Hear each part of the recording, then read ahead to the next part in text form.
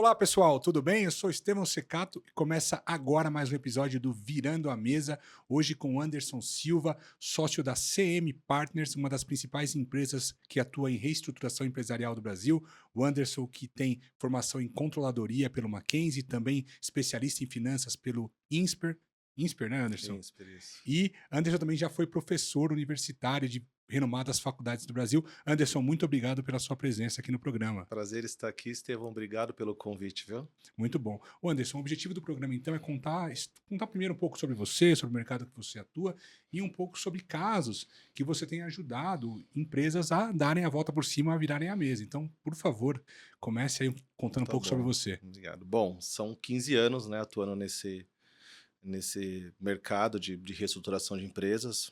Alguns casos importantes, né, ao longo dessa trajetória. Mas eu acho que recentemente tem um caso que eu acho que é um caso que se tornou muito importante, né? É uma empresa centenária, né, uma marca super importante, o setor alimentício. Nós chegamos em julho de 2021 nessa empresa. A empresa tinha 500 funcionários em casa. Julho de 21 estava saindo da pandemia, Julho, tava exatamente, julho 21. 500 funcionários em casa, empresa ruptura total, parada. parada. 500 famílias, eu sempre falo que é 500 pelo menos vezes 3, né? Porque tem pelo menos mais duas pessoas que dependem ali, então são 1.500 pessoas, basicamente, direto e indiretamente ali, que dependem da empresa. Nós chegamos a uma dívida de algo em torno de uns 40 milhões entre bancos e fundos. A gente fez um movimento muito rápido. O que é bom dessa empresa, o que foi bom dessa empresa é que ela tinha ainda alguns pedidos que estavam ativos, né, tá? Só que ela estava zero de matéria-prima e zero de capital de giro para poder atender esses pedidos. Então tinha cliente ainda que confiava na Tinha empresa. cliente, é uma empresa centenária, um produto, né, super com bastante saída no mercado. Então, isso, de certa forma, ajudou bastante, porque rápido giro, então, ou seja, commodities básicas ali, não é nenhum produto, um bem de capital que requer, né, uma cadeia de fornecedores muito extensa, né, poucos fornecedores, mas fornecedores importantes e que, de certa forma, naquele momento tinham ali também dívida com a empresa, então a gente teve que fazer um trabalho de conversar com esses fornecedores e entender se aqueles pedidos, né, que estavam naquele momento pendentes, eles ainda estavam ativos, né? Porque, né, se Que às vezes você o cliente pode ter comprado de outro fornecedor. comprou de outro fornecedor ou o pedido já estava um pouco antigo ali e não tinha mais como atender, mas a gente conseguiu ali, de certa forma, os pedidos estavam ativos, né? Eram os dois principais bancos ali que tinha dívida. Esses bancos apoiaram naquele primeiro momento para dar esse novo restart no capital de giro da empresa. E nós chegamos em 2021. Quando fechamos 2021, essa empresa estava com 5%, ela faturava 145 milhões com EBITDA negativo de 5%. Tá? Mais ou menos em valores reais, em 5 milhões mais ou menos negativo de EBITDA em 2021. E em 22 a gente iniciou um plano, nós entramos mais ou menos em julho, né? Então a gente, esse resto de ano a gente meio que caminhou, né, com o que estava, e a gente foi trabalhando no planejamento para 2022, tá? E aí eu acho que foi a grande virada da empresa mesmo, porque a gente analisou o portfólio de produto da empresa. 85% mais ou menos do portfólio dos produtos, da receita, era composta por um produto. Um Um produto. produto que desdobra em 3, 4 SKUs ali, mas 85% da receita, ou seja, muito relevante.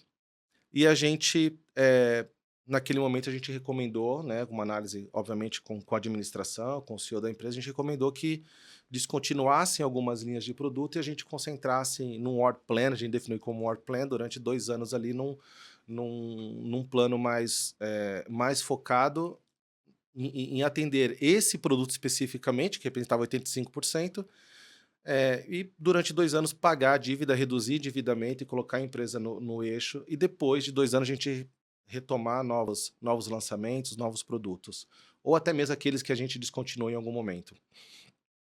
A administração abraçou, né, a ideia, e aí eu acho que que é interessante a forma com que nós fizemos, né.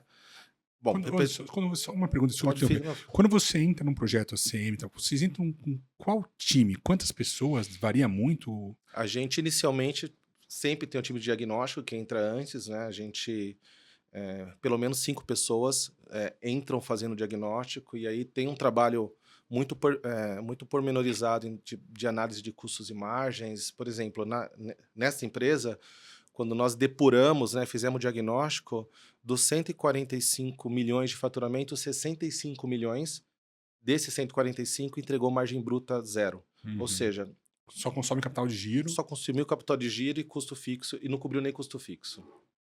Então esse trabalho é um trabalho extremamente importante, que ele nos dá ali né, a bússola ali para onde que a gente vai seguir, quais os planos nós vamos de fato implementar. Você vai implementar aumento de preço, redução de custo, posicionamento de preço, descontinuar clientes, entendeu? E, nesse caso, pelo menos uns 10 milhões ali de receita a gente continuou porque não tinha ajuste para fazer no preço, Uhum. elasticidade que faria com que esses clientes se reposicionassem dentro de uma margem, né, que a gente entendia como uma margem mínima ali para, enfim, para cobrir custo fixo e cobrir dívida.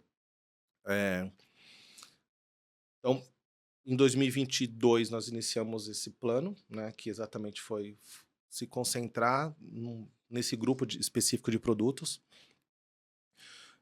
Fizemos uma conta de baixo para cima, né, ou seja, o que é o custo fixo? O custo fixo que não tem o que fazer, né. Descola ali mão de obra direta, deixa só custo fixo, e mão de obra direta, ele ela não é tão fixa, né, ela varia, ela tem uma elasticidade ali também conforme a receita, né, o faturamento. E aí a gente cravou que era custo fixo, cravou que era uma parcela mínima de dívida, e fizemos ali a análise de ponto de equilíbrio. Bom, para esse tamanho de custo fixo e de dívida, o que que a gente precisa entregar de receita? Ah, precisamos entregar X milhões de receita. Bom, para esse X milhões de receita, esse grupo de produtos que a gente definiu, ele traz esse faturamento? Não, traz esse faturamento. Ótimo. Agora vamos plugar a mão de obra direta. Para atender só esse grupo de produtos, quanto eu preciso de mão de obra direta? Ah, preciso aqui de X colaboradores. Traz para o custo fixo e faz de novo a análise de ponto de equilíbrio. Ao certo momento que isso que vai ter uma curva de inflexão, né, porque chega uma hora que você vai aumentar o faturamento e não necessariamente você vai aumentar a mão de obra direta também. Uhum. Quando nós chegamos nesse ponto ótimo, ele falou: "Bom, é aqui". Então cravamos aqui, definimos, saímos e aí naturalmente é sempre com muito pesar que a gente fala de desligar pessoas, né, porque enfim, são famílias ali, mas nós saímos de 500 colaboradores para 370 colaboradores. Demitiu um terço aí da. E custo fixo foi lá para baixo, e a gente já em 2022 entregamos 12%, 9% de margem EBITDA. Isso foi aproximadamente 12 milhões, ou seja, saímos de -5 para 9 positivo. Muito bom. Já em 2023, a gente continuou, né, que era um plano de 2 anos. Em 2023 agora a empresa vai bater quase 13% de margem EBITDA, com 22 milhões em caixa. Então, deixando ali, né, de resultado operacional 22 milhões. Então, assim, a gente. Mas isso também, né, Estevão, a gente fala que a importância do trabalho é quando também na ponta de lá a administração ela quer fazer também, né? Quando os acionistas e a administração, o CEO, enfim, os executivos também querem fazer. Nesse caso, teve outros casos que a gente também tentou implementar o mesmo processo, e os casos não foram bem sucedidos porque a administração da empresa ela não queria fazer, né? Aí não, Entendeu? tem um amigo meu, o Hã, Christian Murayama, hã. que fala que não dá para você querer mais do que o sócio, né? Exato, esse é o nosso dilema mesmo, é isso mesmo, cara. Não dá pra gente querer mais, né? Porque a gente a gente até respeita às vezes a velocidade, né, Estevão? A gente sabe que a nossa velocidade, você também é de restauração, às vezes a velocidade e o ímpeto de querer fazer, às vezes é uma velocidade descolada também, da velocidade dos empresários, da velocidade da administração, tem questões culturais, enfim, né, a gente está num país intercontinental aqui, né, com diversidade cultural, cada um tem a sua forma de trabalhar, né, se trabalhar com uma empresa do Rio Grande do Sul é diferente de uma empresa do Pará, de Minas Gerais, você também tem que se adaptar também às questões culturais locais, né, da forma de fazer. Então a gente mas quando isso dá sinergia, quando você vê a administração e os acionistas indo na mesma velocidade ou querendo ir na mesma velocidade, aí você tem o alinhamento dos astros, né, de certa forma. Aí, de fato, os resultados acontecem, né? E nesse caso, os acionistas deram carta branca para vocês. Carta branca, né? São dois acionistas, são octogenários, né? Então também, mas querem fazer, querem de fato ver a mudança na empresa. E isso de fato aconteceu. Esse ano, agora em julho, saiu uma revista do segmento. A empresa é a terceira marca mais reconhecida do Brasil Caramba, que no legal, velho. segmento, né, que ela atua. Pra você ter ideia, a primeira é a Mondelez. Então, Uhum, a uhum. terceira é essa indústria que nós assessoramos, né? A gente está no processo de finalização agora, foram 2 anos e meio de contrato, 1 ano e meio, depois prorrogamos mais 1 ano o contrato.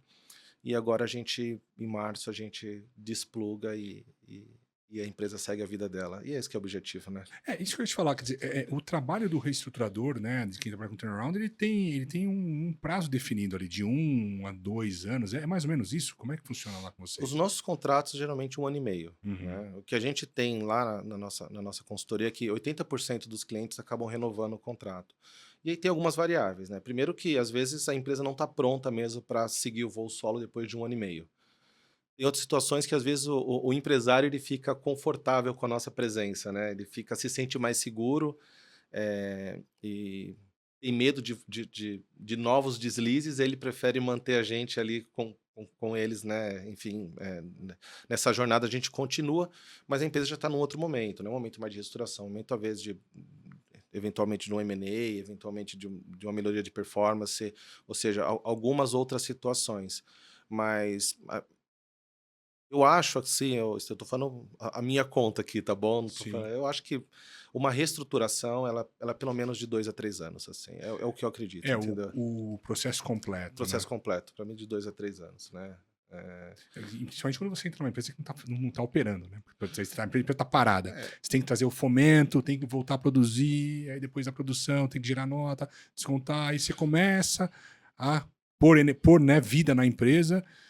E aí depois vem a reestruturação operacional, por que levou à crise, depois vem a reestruturação estratégica, a exato. consolidação. Aí vem governança, aí vem conselho, aí você vai, de fato, aí você tem o afastamento, eventualmente, dos acionistas para a entrada de executivos, para você profissionalizar a empresa mesmo. Então, você tem várias fases, né, enfim, dentro de uma jornada dentro de um cliente, né? Mas, de fato, os primeiros 3, 6 meses ali são cruciais, né? A gente fala que se em 3 meses você não conseguiu chegar no break-even ali, né, ou seja, zerar pelo menos a questão operacional, não estou nem olhando dívida por enquanto, mas se você não conseguiu colocar a empresa no trilho em 3 meses, a probabilidade de você não conseguir para os próximos meses é É, muito eu acredito grande, assim, bastante nisso também, viu? é muito grande, entendeu?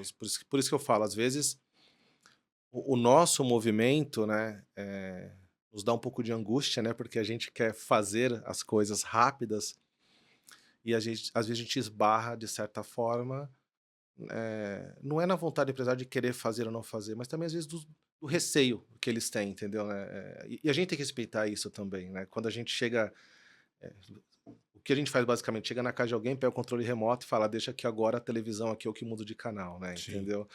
E a gente ainda dentro da consultoria, né, uma das nossas filosofias é a gente respeitar a história do empresário, né? Ou seja, ninguém constrói o que constrói e não tem valor, né? Exato. Entendeu? A gente tem que respeitar, né? A gente não acredita muito em uma reestruturação disruptiva, sabe, de uma linguagem mais agressiva. A gente gosta de compor, de estar lado a lado, de fazer um trabalho respeitando a história do empresário, pegando aquilo que ele fez de melhor, entendeu? Levando, né, de uma forma muito técnica. Eu acho que esse é um ponto importante. A gente, né, estou falando dentro da consultoria, mas falando por mim também, né? Eu tenho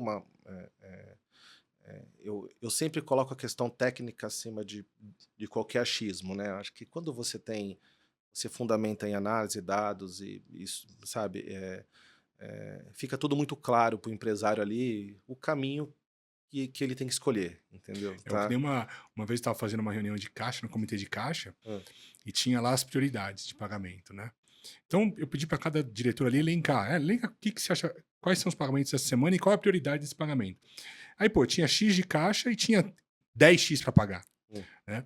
A gente foi pagando, pagando, pagando. Quando acabou, o cara falou, pô, você não vai pagar o que eu pedi? Eu falei, cara, não sou eu, é a planilha que tá falando. Eu não falo nada, quem fala é a planilha. Então, assim, muitas vezes é isso, é questão técnica. Não é uma tomada de decisão do que eu acho que tem que pagar. É tecnicamente. O que, que para a fábrica? O que, que não para a fábrica? Né?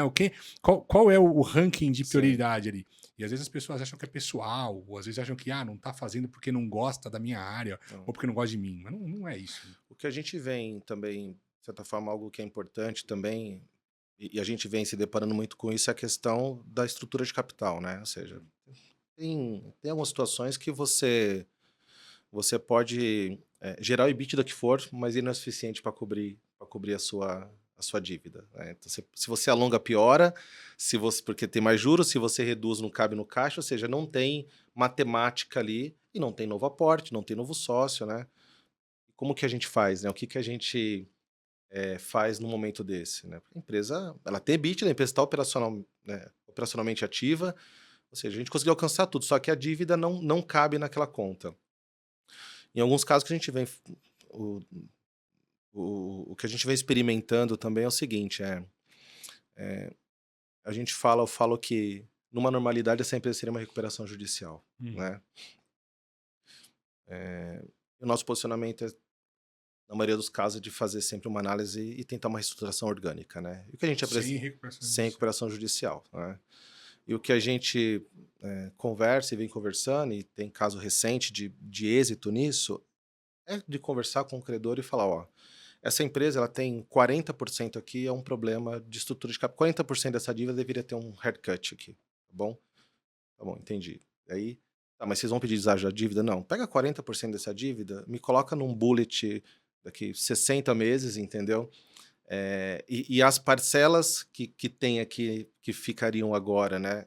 Os 70% da dívida, ou 60% da dívida, ou 80% da dívida que vai ser diluída dentro desse prazo de pagamento, ele fica condizente ali com a geração de caixa da empresa. Isso é uma coisa que a gente vem experimentando e vem dando certo também, entendeu? Porque você fala, né, qual que é a mensagem para o credor? Cara, você vai receber seu dinheiro, né? Só que você tem dois caminhos. Ou você tem um Ou por caminho. bem ou por mal, né? Você tem um caminho de um ambiente, de um movimento mais estressado, e aí, honestamente, não vai ser comigo, né? Vai ser uma outra consultoria, enfim, que atue mais essa forma de ir para um plano de recuperação, etc. Ou a gente vai junto, a empresa está operacionalmente ativa, tem venda, tem produto, cara, o mercado tá ativo. Você não acha que vale a pena a gente se receber 70% da dívida em 60 meses e lá na frente 30% a gente pensar o que faz? É, sempre tem a questão psicológica da ponta do credor, né, Estevão? E a gente entende isso, né? Apostar nisso em 60 meses e com 30% lá sempre é dolorido, né? Mas eu acho que é menos dolorido do que uma recuperação Mas é menos judicial, dolorido do que uma até porque o recuperação. haircut vai ser maior, né? A gente sabe que vai ser maior, Eu né? penso na recuperação judicial, cara. Pensa assim, a empresa gera X de caixa. 100x. R$ 100. Se eu entro numa recuperação judicial, um pedaço disso vai pro AJ, um pedaço vai pro advogado, um pedaço vai pro assessor. Esse pedaço poderia ter ido pro credor. Sim.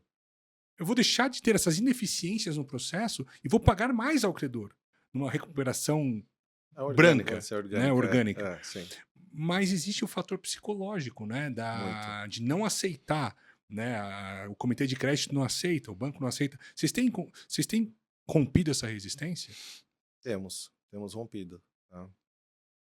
Eu acho que o posicionamento enfim, que nós acreditamos, estou falando porque eu acredito que eu estou num grupo, é uma partnership, é uma sociedade, Sim. né? Somos esses 50 sócios hoje na consultoria, e o que a gente acredita é muito na transparência, ter um bom diagnóstico, uma boa história para contar, né? Muito bem fundamentada, e expor ali para o credor o que de fato a empresa precisa, mas de uma forma muito transparente, né? E mostrando sempre um caminho de uma recuperação fora de um ambiente judicial. É isso que a gente faz. E eu acho que a história, né, também nossa e dos sócios que tem na consultoria, por nós termos apostado, né, e não digo que apostado, mas ter trabalhado dentro dessa filosofia de sempre trabalhar uma recuperação não judicial, né, fora da esfera judicial, ela fez com que as portas se abrissem mais também, ou seja, para que a gente consiga ter uma interlocução, né? Uhum. eles ficam um pouco mais, eles não ficam tão avessos enfim, a abrir a porta e nos receber para ter uma conversa, tá? E a gente vem conseguindo casos. Eu tenho mais projetos no sul, né? Os projetos se concentram mais no sul. Porque no sul, geralmente, e é uma coisa que eu noto também, Ah, é uma região mais industrializada ali, né? Que é uma indústria antiga lá do sul, né? sim, sim. É, eu tô desde 2015 com empresas no sul, né? E eu gosto de trabalhar com empresário lá do sul. É, eu acho que ele, assim, pelo menos as minhas experiências, né? Já teve outros casos, outros colegas falaram que não gostaram, mas minha experiência é que ele quer resolver mesmo. Ele tem a vergonha de sair na rua ali, sabe? De ir na farmácia, entendeu? Né? Então, eu acho que o primeiro ponto é o seguinte: você tem que ter vergonha de alguma coisa para você poder Sim. querer mudar, né? É, o seu, Entendeu? seu fator de mudança não pode ser. Porque tem empresário realmente que você entra, a hora que você. Tem empresa que você. Infelizmente, você não consegue conhecer todos os empresários antes. Sim. Na hora que você entra numa empresa e percebe que aquele empresário não tem os mesmos valores que você, A o certo é gente, abandonar o a projeto. gente abandona. Sai. Já tive casos assim, tá? Eu tive casos de fato, a gente sair do projeto porque a gente viu que não ia dar liga, né? Eh, Em alguns casos a gente já percebeu que o empresário era empresário, enfim, né, que não Que, estava querendo resolver, né? Que estava querendo agir de má fé mesmo. E aí, de fato, não dá para você vincular seu nome, e eu estou falando meu nome como Anderson, né? Ou a nossa firma, a nossa consultoria, né? Em casos dessa natureza, né, Estevão? A gente tem que trabalhar com quem quer de fato trabalhar, né? Eu sim. falo que o que me motiva, né, eu acho que os nossos sócios também, é a gente ajudar pessoas. No final das contas, você está ajudando pessoas, né? Nosso papel é esse. Como Eu, reestruturador é eu, isso. ve- eu vejo isso, né? Eu vejo de forma muito clara. É óbvio que é muito número, é muito finanças, é muito tudo, mas no final das contas ali você está dando oportunidade para várias famílias manterem seus empregos, né? Enfim, nisso, é esse o nosso propósito, né? Entendeu? E quando você acorda e você vai com este propósito e na outra ponta você não encontra essa mesma sintonia, não tem como dar certo, né? Não tem como dar certo. Qual Então, que é, desses anos de experiência, Anderson, hum, tem alguma característica de empresa que se repete? Por exemplo, empresas entram em crise por X motivo. Você consegue identificar um padrão? eu, eu faço uma brincadeira quando eu vou conversar com clientes, né, no início, eu falo que eu trabalhei na KPMG, né? Você também trabalhou na KPMG. E quando a gente compara as práticas, né, de serviços de consultoria dos Estados Unidos com as práticas de serviço do Brasil, lá eles faturam, sei lá, 3, 4 vezes mais do que fatura no Brasil, porque a gente entende que, né, que o americano ele é mais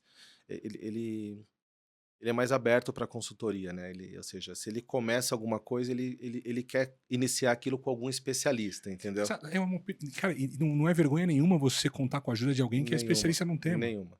E aí eu falo que lá nos Estados Unidos, né, quando se inicia uma atividade, um empresário, ele busca um especialista e no Brasil se busca um advogado, né? Nada contra advogado, mas a primeira contratação é um advogado, né? Entendeu? Sim. Eh, Acho que é importante, por favor, né, os seus colegas, né, juristas aí da área jurídica, mas de fato, assim, não tem um especialista. E ele tem uma ideia brilhante, né?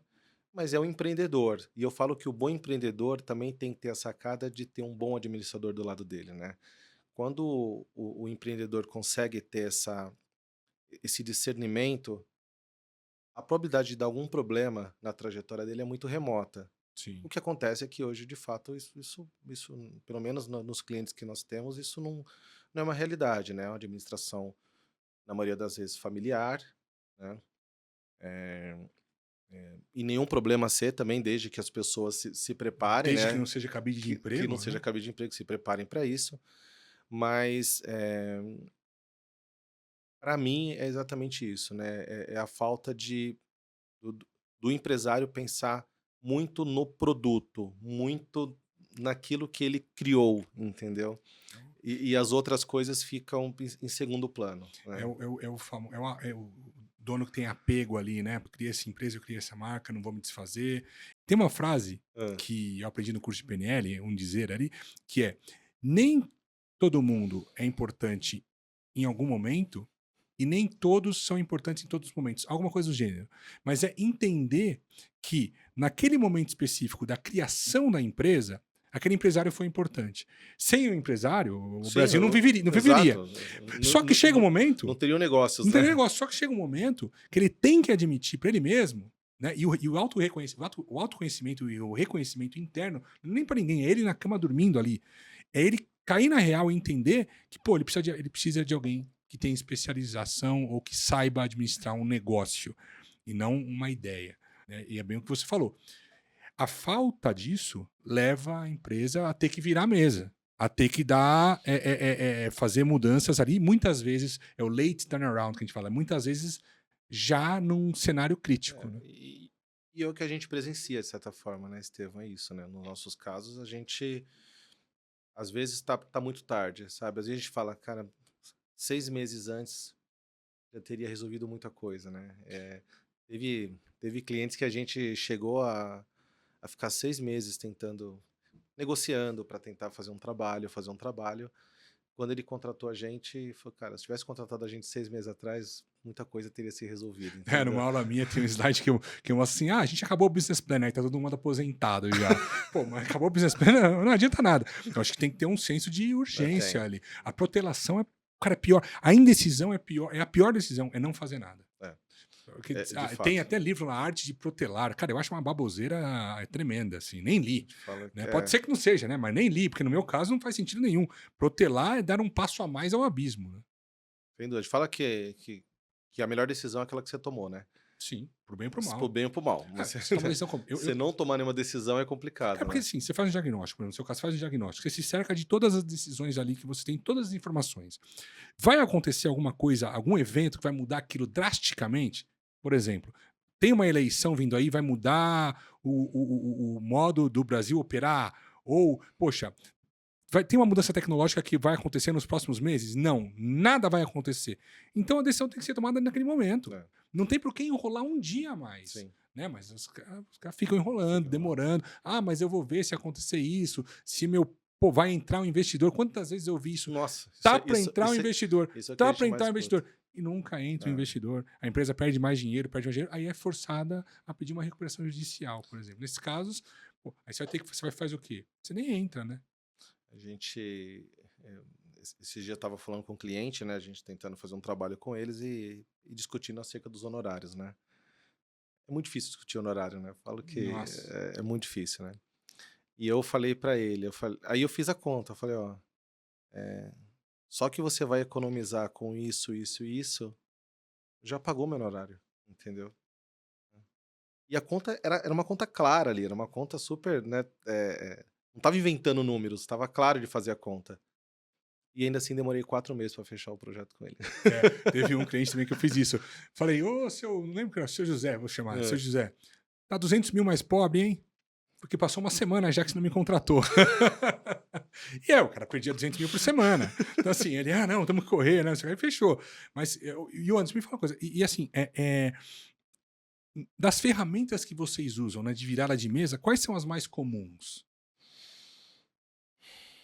Sim, a gente olha muito operações, né, Estevão, tá? A gente se você ficar, né, fazendo estruturação, olhando caixa, assim, a probabilidade de você não reestruturar ela é muito grande, né, do meu ponto de vista e no que a gente acredita em termos de metodologia.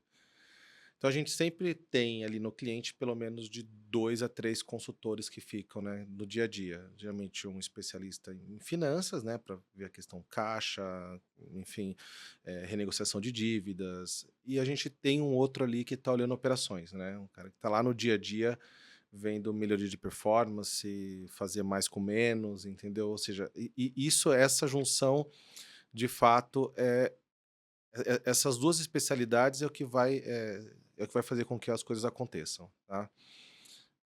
Então, assim, quando a gente fala de ferramentas, o diagnóstico traz algumas, é o que a gente falou, né? Quando você entra numa análise ali pormenorizada né, de custos e margens, né? Como é que funciona esse custo? É porque o público aqui geral, né? Tem gente Sim. que não conhece. Como é que funciona custos e margens? Porque essa é uma ferramenta bem legal que vocês têm. Você imagina o seguinte, né? Imagina que quando você pega uma DRE lá, né, ou seja, todo mundo conhece uma demonstração de resultado, você tem lá a venda de uma empresa, X milhões. Aquela composição de receita, ela é formada por clientes bons e clientes ruins, né? Você precisa depurar isso, porque às vezes o fato de você faturar uma cifra não significa que você entrega o melhor resultado. Às vezes, você caindo o faturamento, você pode entregar resultados melhores, né? Isso inúmeras vezes a gente já presenciou, né? Reduzir 50, 30, 40, 50% do faturamento da empresa, a empresa entregar mais resultado com que ela, do que com o volume que ela faturava antes. Isso só é possível quando você entra numa análise de você entender produto por produto, né? Qual que é a rentabilidade, produto por produto, qual que é a rentabilidade cliente por cliente, porque às vezes você está olhando o produto, você não está olhando o mix, né? Você pode Uhum. ter um produto que tem uma margem pior, mas você tem outro que tem uma margem melhor, e naturalmente, quando você coloca isso numa cesta, você atinge um ponto, né? Uma margem que seja uma margem interessante para a E empresa. você tem que atender o cliente, às vezes, com os dois, né? Com a carne de pescoço e Você com o tem que filé atender mignon. com os dois, sim. Então o que a gente, esse trabalho que a gente chama receita, custos e margens, é um trabalho que a gente de fato entra ali né, a gente entende que é a raiz do problema. Eu digo que essa sessão do nosso diagnóstico é a sessão mais importante ali, né? Porque é ali que a gente vai identificar as reais oportunidades que a empresa tem. E quando você olha isso de uma forma consolidada, macro, você não consegue entender, de certa forma, quais são as alavancas, né? Se você está consumindo mais mão de obra do que Você vai você no necessita, detalhe a gente da vai no detalhe, composição, da ficha técnica de composição de matéria-prima, mão de obra, tempos tudo, dos produtos. dos produtos. Ao ponto da gente ter exatamente ali uma análise de sensibilidade. Ó, descontinua esse grupo, melhora preço aqui, reduz, enfim, reduz time porque tem mão de obra sobressalente aqui. A gente consegue exatamente chegar, a gente tem uma decomposição por margem de contribuição, a nossa metodologia, e a gente fala margem de contribuição 1, 2 e 3, né? Como é que funciona A isso a 1 daí? é o seguinte, da receita líquida para 1, a gente tira os custos variáveis, Então, né? receita líquida menos custos Menos custos variáveis. variáveis é a margem de contribuição 1, tá? Então a gente fala um pouco que é... Por que a gente faz separação de margem, né, Estevão? E aí é uma discussão bem técnica, né? A gente fala que é importante separar o que é porta para dentro e o que é porta para fora, Uhum. né? Vou dar alguns exemplos práticos, né? Por exemplo, você tem um cliente que ele não tem competitividade e fala assim, cara, eu não consigo acompanhar preço do meu concorrente, eu não consigo acompanhar o preço do concorrente, e a gente vai entender o porquê. E aí tem alguns motivos. Quando a gente separa o que é fixo do que é variável, você consegue entender se o problema está porta para dentro ou se o problema é porta para fora. Eu falo assim, tudo bem, mas compra de matéria-prima é até também uma questão de administração do departamento de compra, de comprar bem, sim. Mas, enfim, é muito mercado isso também, né? Sim. Você não vai ter... Você não vai controlar o que o seu Se, fornecedor está se você tem, praticando de se preço. você tem dois clientes do mesmo segmento, não vai descolar muito, não é uma variável que vai descolar muitos pontos percentuais do seu concorrente para você, se a commodity é a mesma. Uhum. Concorda comigo? Sim. Você compra farinha, cara, farinha é farinha. Não tem um vendendo, um cliente pagando, né, sei lá, uma empresa pagando R$ 1.000 a tonelada e o outro pagando 2.000. Tipo, não tem esse Não descolamento. tem. Então, você já consegue identificar ali se de fato a sua política de precificação, de venda de produto e de compra, ela já está adequada. Se você não tem uma diferenciação tecnológica muito. Você tem uma vantagem competitiva muito grande, quem dá o preço é o mercado. E aí dá porta para fora mesmo. É Você não tem o que fazer. porta para fora, tem que fazer. Então, quando a gente separa essa margem de contribuição 1, 2 e 3, a 1 é o custos variáveis, a 2 são as despesas variáveis, né? Então a gente deduz da margem de contribuição as despesas, que é fretes, comissões e acordos comerciais, chega na 2. E aí a gente avança mais um pouco, chegar na margem de contribuição 3, que é a mão de obra direta. E aí Uhum. é de fato o operador, Diretamente ligado à produção daquele direto, produto. direto. Rateado pelo X produtos. Isso, e aí a gente tem, enfim, dependendo do segmento, tem alguns critérios de rateio para isso. E ali a gente consegue de fato identificar até a mão de obra alocada se ela está adequada ou não. Mas essa divisão de custo fixo de variável para fixo, que eu falei porta para dentro, porta para fora, em muitos casos a gente identificou que a empresa, assim, cara, ela está bem. A margem dela para o produto tá excelente. Ela é até melhor do que o concorrente, em alguns casos. Só quando ela vai para dentro, ela perde em tecnologia. É uma empresa que está com parque fabril mais atrasado, não teve automação, tem que carregar mais mão de obra, e aí a margem EBITDA não vem. Aí o resultado, né, o lucro da empresa não vem. Então, esse tipo de análise, né, ele é matador, eu digo, porque você consegue mostrar para o empresário às vezes, ó, gente, se você não reduzir aqui, você pode melhorar preço, você pode mudar mix, você pode fazer o que for, entendeu? O seu problema não está no seu preço de venda, o seu problema está no seu custo para fazer essa máquina, seu custo fixo, custo fixo, desculpa, para fazer essa máquina rodar, entendeu? Então, essa metodologia, de fato, uma coisa que a gente é um- é uma frente que a gente faz ali, Estevão, que a gente vem fazendo há 15 anos já, né? Desde a primeira consultoria, né, que eu participei com o Christian, e de certa forma é um trabalho que a gente entende que é muito valioso, assim, entendeu? E você também ajuda o empresário a tomar decisão, porque você está mostrando com dados, né, não com achismo, por que que ele não está ganhando dinheiro. Né? É. E tem um ponto, né? A gente só consegue fazer isso quando você tem dentro do time pessoas que conseguem acessar dados, conseguem acessar banco de dados, E aí isso entendeu? é uma outra pergunta que eu ia te fazer, quer dizer, é, qualidade da informação. Quando a Muitas informação. vezes não tem, eles têm que puxar direto do extrato, conta corrente. Né? Tem Isso que recriar a contabilidade, você tem que a recriar gente tem os que. fluxos de caixa, você tem que criar, recontar o estoque. Sim, a gente, quando a gente, nos nossos casos, o nosso time diagnóstico é um time extremamente capacitado, não gosto nem de falar muito, né, porque, né, enfim, né, Concorrência aí, ó. tem concorrência, mas é um time muito capacitado e a gente, de certa forma, já conhecido até do mercado também, em termos de qualidade de diagnóstico, né, de você se aprofundar mesmo, você consegue fazer isso com pessoas de TI, com quem conhece o banco de dados, entendeu? Com quem consegue entrar em sistema, puxar tabelas e compilar, enfim, e aí é uma ciência mesmo por trás disso, né? É, Você tem cientista de a gente dados. tem Né? cientista de dados. Então, esse time é o time que, que a gente chega. Eu falo quando a gente chega, nós estamos num pântano, né?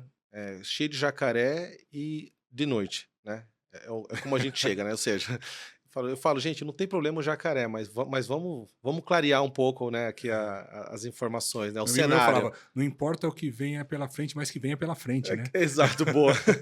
E aí, quando a gente entra com o diagnóstico e esse trabalho vem, esse pântano ele já começa a ficar mais claro pra gente, né? E a gente sabe onde estão os jacarés ali. Então, só precisa saber onde estão os jacarés, só, entendeu? Pra poder desviar, entendeu? Enfim, dessa rota. Mas a metodologia, de fato, de você olhar chão de fábrica e olhar também a questão aqui dessa sinergia de fábrica com econômico, né? Com custos e margens, no nosso caso, na maioria das vezes, é onde a gente tem a virada de mesa do cliente mesmo ali, E entendeu? é legal, sabe, porque quando você vai direto na fonte, não tem essa do discurso de que, fulaninho não quer me passar informação, ou, a pessoa está negando fazer o que eu estou pedindo. Você tem acesso direto Direto, às fontes de dados da empresa, né? direto. Eu venho falando bastante tempo disso, da importância de quem está à frente de negócio, quem está tocando negócio, seja do pequeno ao gigante, né? Porque não é só, não é caro, né, você ter acesso à informação. É só fazer bem feito, Só- né, e ter algum tipo de controle ali. Então não é exclusivo às grandes empresas. A pequena empresa, a pequena e média empresa também tem acesso a isso. Hoje tem software, tem as a service, você pode pagar por mês, tem aplicativo, tem uma porrada de coisa que você pode usar para ter acesso à informação, mas tomar decisão com base naquilo. Né? Tomar decisão com base nos dados. Então, é o que você falou, estou perdendo dinheiro. Em que produto? Mas o cara nem sabe. Não sabe. Aí, Na maioria das não, vezes, mas a eu maioria das acho. vezes não Mas não sabe. sabe. Eu acho que aquele cliente é ruim. Por quê? Sim. Cadê o embasamento? Não sei. Porque, pô, ele sempre tá reclamando do prazo. Tá bom, tá reclamando do prazo, mas o cara paga com uma margem ótima. Ele pede extensão de prazo. Quando ele pede extensão de prazo, ou às vezes assim, ele não paga boleto. Teve uma empresa que eu trabalhei de contact center, não posso falar o nome agora, mas a determinação do cliente era não cobre faltando 3 dias. Espera. Deixa o cara inadimplir. Depois de um dia de inadimplência, você cobra porque você ganha os 10%. E era uma receita recorrente. 20% ou 30% da base Imagina. pagavam com 10% de multa. 3 dias depois. Ou seja, deixar de pagar era vantagem. Então era uma análise que tinha que ser feita ali. Se eu fosse olhar friamente, eu ia falar, pô, inadimpliu é cliente ruim. Não, o cliente paga sempre 10% a mais do que o outro. Não, mas você sabe que tem clientes meus que são assim também, né? Clientes dos meus clientes, né? Que pagam mesmo com 2, 3 dias, pagam cartório, e é a prática do cliente, entendeu?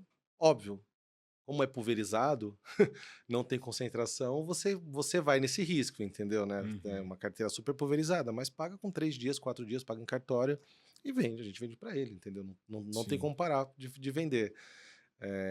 Mas de fato essa, essa sua ex-empresa aí, Era, a recomendação era essa. e ela lançava onde isso? Antes do EBITDA ou depois do EBITDA?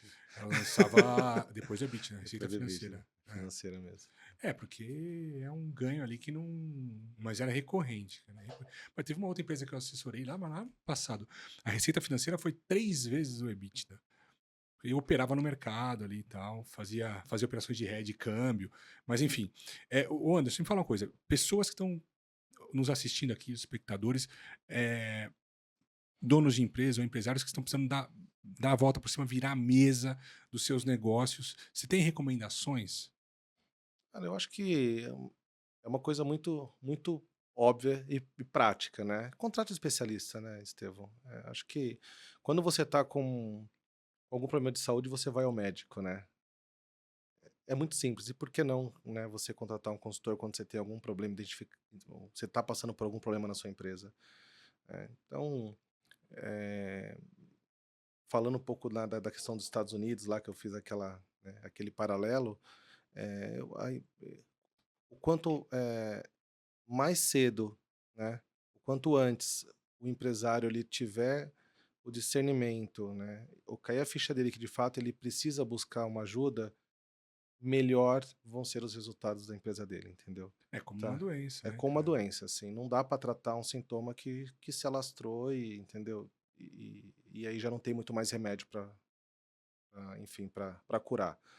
Então, aos nossos amigos aí que estão acompanhando, né, os empresários, enfim, para mim busca especialista o quanto antes, né? E não importa a área, né, pô? Especialista fiscal, especialista contábil, um especialista em pessoas, um especialista em reestruturação de Sim, dívida. sim.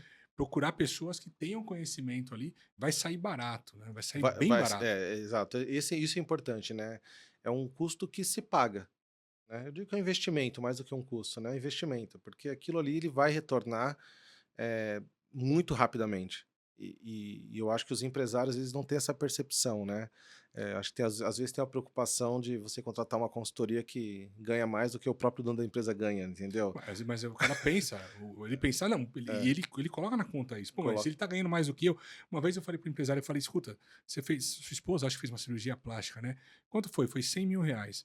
Pô, mas então quer dizer que o cirurgião plástico ganha mais do que você, porque ele faz 10 por mês, ganha 1 milhão de reais por mês. Você não tá ganhando isso. Você questionou o cirurgião plástico, porque ele tá ganhando mais do que você? Sim. Não, é porque você está questionando uma consultoria especializada em resolver um problema de tirar sua empresa da crise. Aí ele ficou meio que sem resposta, né? Porque Mas é mais ou menos também. isso. Mas, Estevão, você também, né, cara? Ué, tem que ser. Você tem que É, dar na. Ele tem que é, entender isso. Às vezes ele vai tirar menos. A empresa dele, ele tomou o risco. E outra, ele tem o equity value. Depois, quando a empresa for reestruturada, quem vai se beneficiar em vender a empresa por um múltiplo bem mais sim, alto é ele. é ele. A É. gente tem uma remuneração fixa, né? Teve um outro caso também, trazendo causos aqui, né? Hum. Mas teve um outro caso também que uma empresa chegou para mim e falou: olha, eu vou ficar sem te pagar esse mês. Falei, não tem problema. Aí no segundo mês, vou ficar sem te pagar. Falei, minha família vive disso. Você não vive de vender peças? Se um cliente chegar para você e falar assim, me fornece as peças, eu não te pago. Me fornece as peças, eu não te pago. Você consegue manter a sua empresa? É, Não. Eu é, também não consigo manter a minha. é, Então, a gente eu como... falo a mesma coisa Então, também. a gente como Sim. empresário, porque nós somos empresários Sim. do setor de reestruturação, a gente também tem que virar mesas o tempo todo. Então, a gente tem inadimplência, a gente tem perda de talento, a gente tem concorrência, tem tudo isso, tudo E que o assim, empresário tem. você chega em casos que o cliente está pagando um custo financeiro absurdo, né? Porque a percepção de risco do mercado é a percepção, né, que a empresa vai ter uma ruptura e aí, né, coloca os custos, Taxas lá em taxas cima. lá em cima.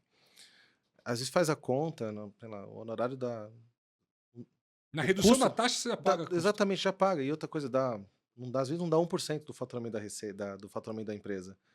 E eu falo, cara, você não pagava 4?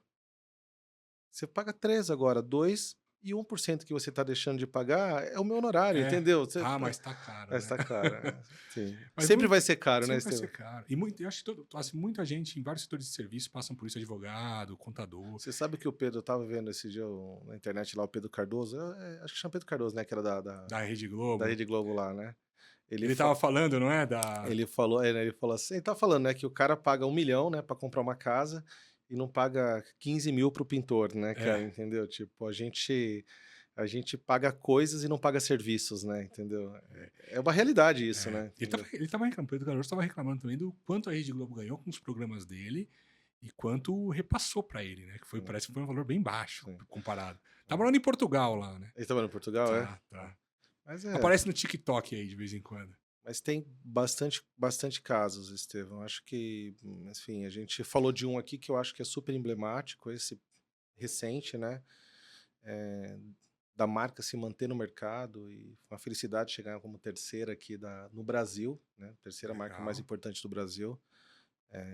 Mas são casos que a gente, de fato, precisa com o empresário, ele compre a ideia, né? Se não comprar a ideia, não tem reestruturador que consiga resolver, entendeu? Perfeito. Bom, Anderson, obrigado Eu que agradeço, foi pela muito sua bom o presença. bate-papo. Passou rápido, né? Pois é, pois é. Muito bom. Obrigado, Estevam, mais uma vez pelo convite, viu? Sucesso para você, cara. Muito Obrigado. legal aqui essa iniciativa sua, viu? Muito bom. Obrigado. Valeu, obrigado. Parabéns. Obrigado, pessoal. Nos vemos no próximo episódio, então, e até breve.